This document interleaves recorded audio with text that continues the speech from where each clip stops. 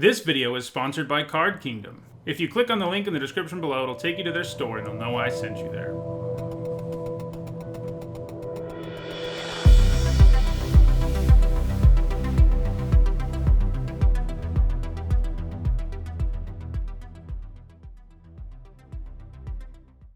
Hello everyone, I'm Nitsa Hone, and it is Wednesday, so that means it's time for another MTG Top 10. Normally, this is a series where I rank cards based on their historical performance at Magic's highest level of competition, but whenever a new set comes out, as Ikoria Lair of the Behemoths is about to, I do a limited set review on my channel, and during the week of that review, one of my MTG Top 10s gets taken over too. So, in this Top 10, I'm going to give my picks for the 10 biggest bombs in Ikoria Lair of Behemoths. By bomb, I mean that these are all cards that drastically alter the game when they come down. They are capable of pulling you back even with your opponent from behind or ahead of your opponent from parity.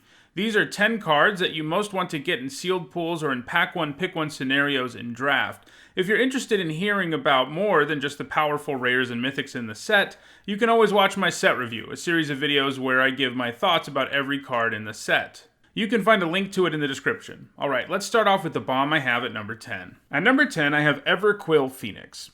The baseline here is a 4-mana 4/4 flyer. That alone is enough to take over many games, but the Phoenix has way more going on than that. Like all Phoenixes, it has a way to come back from the graveyard. In this particular case, if the Quill Phoenix mutates, you get a feather token, and you can sacrifice that to return a Phoenix from your graveyard to the battlefield tapped.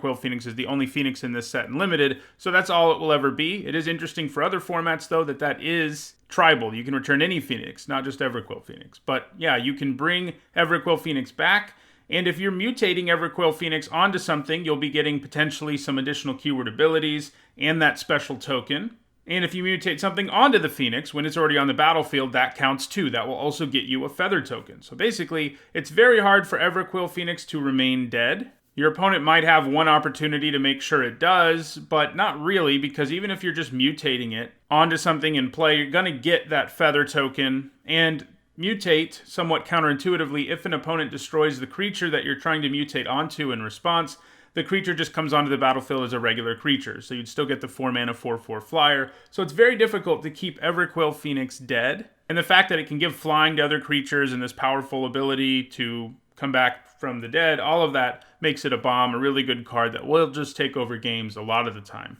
At number 9, I have Shark Typhoon. This is an interesting one because actually casting it isn't going to be what you want to do most of the time. You don't want to get this enchantment in play most of the time, and that's because the cycling effect is what gives you value right away, and it's pretty powerful. Say you pay 6 mana for cycling, that means you're essentially playing a 6-mana 4/4 flying flash creature that draws you a card, and that would be a pretty great card, and it scales as the game goes on. You can also do it earlier if you really need the card. Of course, if you're in the right deck, casting the Shark Typhoon when you have 2 or 3 additional non-creature spells in your hand and you can just fire them off on subsequent turns is great. But obviously that makes it more of a build-around. But it is nice that it has the option. And it's nice that you can take this earlier, have it in your sealed pool, and it's pretty easy for you to play, even if you don't end up with enough non-creature spells, because it still does something very powerful. You know, one Shark token coming into play at instant speed and drawing you a card is often going to be at least a 2-for-1, and that can often take over games on its own. Especially because that Shark token has flying, because, you know, this is Ikoria, so why not? And the additional upside of being a great non-creature spell payoff is good too. Shark Typhoon is definitely a bomb. At number 8, I have Luca, Coppercoat Outcast, a new Planeswalker making his debut in this set. Luca is really, really strong. He's a 5-mana Planeswalker, and he starts with pretty reasonably high loyalty at 5. His +1 ability is really powerful. It lets you exile the top 3 cards of your library, and you can cast creature cards that are exiled that way as long as Luca's in play. So effectively, any creature cards you exile with him get added to your hand.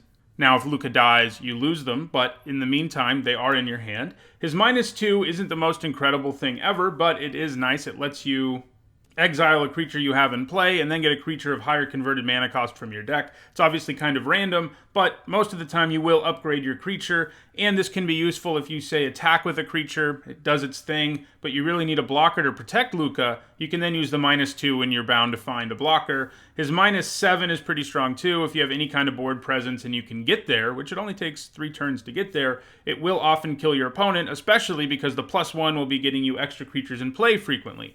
Now, he will take over games, but the reason I have him where I do and not higher up on this list is because he's not great at protecting himself. His -2 is the best job he can do of it, and it's random, and you have to have a creature in play already, and, things have to go your way. But if you're allowed to untap with Luca after you play him, he manages to survive that turn, which will be really the turning point with him. If you're allowed to untap, you are probably just going to win the game because you can +1 again. Suddenly you have up to 6 creature cards. I mean, it's usually going to be like 2 or 3, but 2 or 3 extra creature cards you can cast, and you probably have at least 6 mana, and you're going to be able to cast them, and he'll be able to get protected.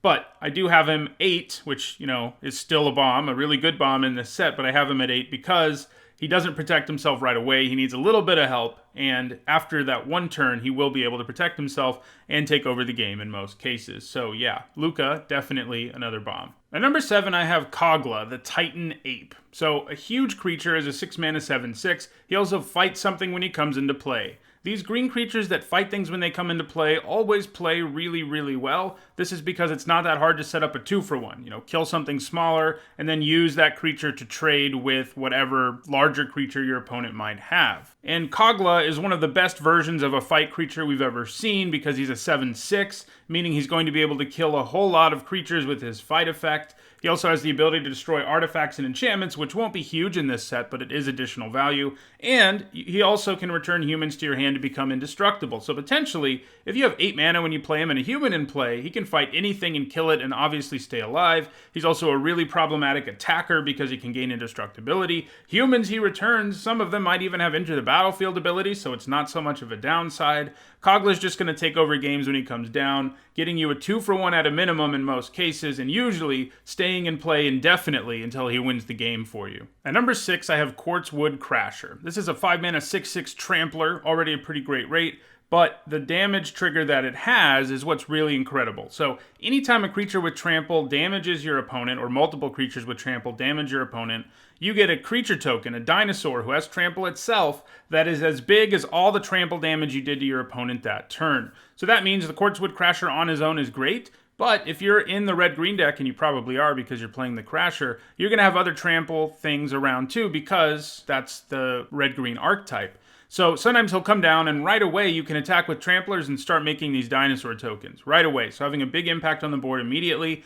Then if you're allowed to attack on your turn with all of your tramplers, you're going to get, another dinosaur equal to all the damage you did. And it's really just going to snowball and your opponent will quickly die. So Quartzwood Crasher is great. It could even go maybe a little higher on this list, but because it's gold, I thought it best to start it a little bit lower, though in this format, I think gold cards are going to be easier to splash than they are in most. At number 5, it's Winota, Joiner of Forces. She's kind of like Quartzwood Crasher in that she can come down and impact the board immediately, assuming you have the right things on the table already. In this case, the right things you need are non-human creatures, so if you play her on turn 4 and attack with a 2-drop and a 3-drop who aren't humans, you then get 2 triggers where you get to look at the top 6 cards of your library, put a human onto the table tapped and attacking with Indestructible, and that is incredibly strong. That's just going to take over games. There are going to be times where people just curve into Winota and the game is pretty much over at that point. On top of that, she happens to be a 4-mana 4/4, and those are pretty good stats as is. The one thing about her is you do need to have a nice mix of non-humans and humans, but that's not going to be that hard in this format, because obviously everything that's not a human is going to be a non-human, and there are plenty of humans in this set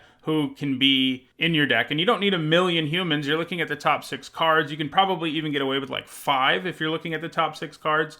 That's going to be enough to get you there. You do want them to be fairly impactful humans, and they're not all in this set, but even if they're not that impactful, they're coming into play tapped and attacking with Indestructible, so you get a free permanent out of the deal, and that's pretty great. So at number 4, I put all of the Ape Xs. I know some of you are going to say that's a little bit of a cop-out, but having all 5 of them take up 5 slots on this list would have made the list a lot less interesting, and it would have allowed me to talk about a lot fewer bombs. So I decided to talk about the Ape Xs together. They're all really, really good, and they're all easier to cast than they look like, and that's something that makes them even better in Limited. And what I mean is, all of their mutate costs have hybrid mana in them, so 2-color decks can pay for the mutate costs on these without too much trouble. And running 3 colors in this set, as I've already said, won't be that hard anyway. There's a lot of fixing to go around, especially if you're in green. So all of these are pretty safe first picks, despite the fact that they look ominous as 3-color cards. And all of them just have amazing stats as a baseline, like Brakos as a 5-mana 6/6 Trampler, Luna as a 5-mana 6/6 Flying Trampler, Nethroi a 5-mana 5/5 Death Touch Lifelink, Snapdax as a 4-mana 3/5 Double Strike, and Vadrok as a 3-mana 3/3 Flying First Strike. But their real power on all of them comes from their incredibly strong mutate triggers. Brakos doesn't technically have a mutate trigger, but you can mutate him from the graveyard, and that's really strong. Luna gets you a free non-land permanent from your deck when you mutate. Nethroi lets you reanimate creatures with up to 10 power combined from your graveyard. Snapdax does 4 damage to a creature or planeswalker and gains you 4 life.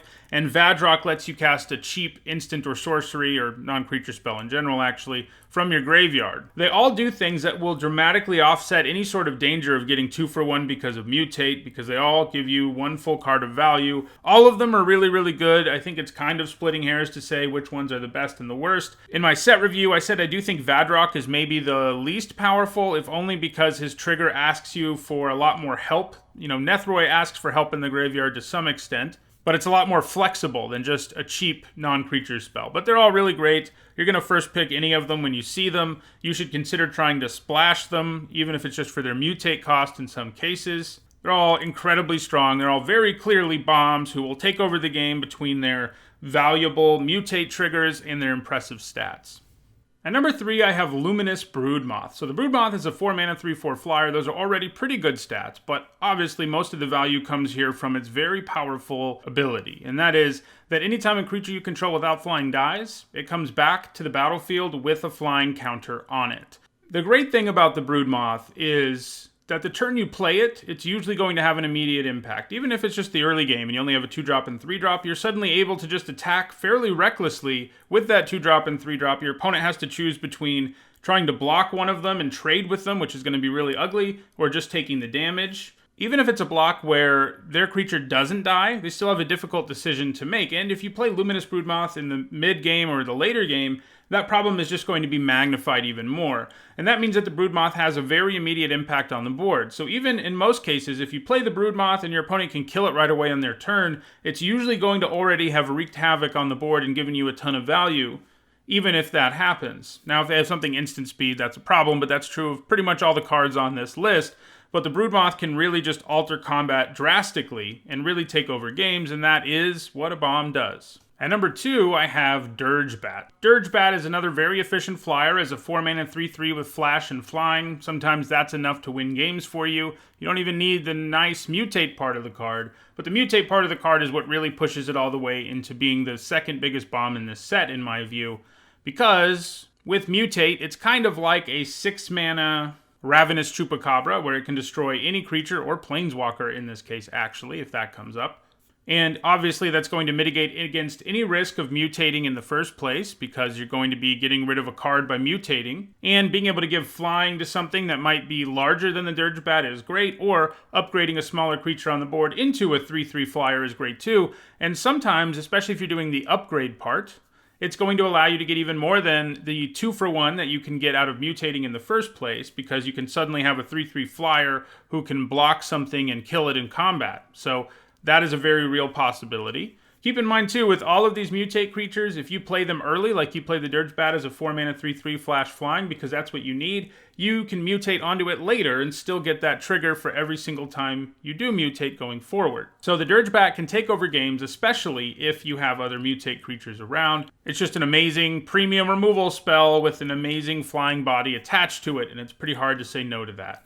And at number 1, I have Vivian, Monster's Advocate. She is incredibly strong. She does a bunch of stuff that Luca can't do, namely that she can protect herself right away with that +1. She gets a beast creature token out of it, raises her loyalty, and you can even give that beast token reach, which means it can even protect you from flyers, and that's usually a big weak point for planeswalkers. She also has a very powerful couple static abilities. The fact that you can cast creature spells from the top of your library is kind of like Luca's ability to have extra creature cards in your hand that he's exiled. In her case, you can really only have one at a time and you won't always have them, but the fact that she can also make creature tokens definitely means she's still better than he is.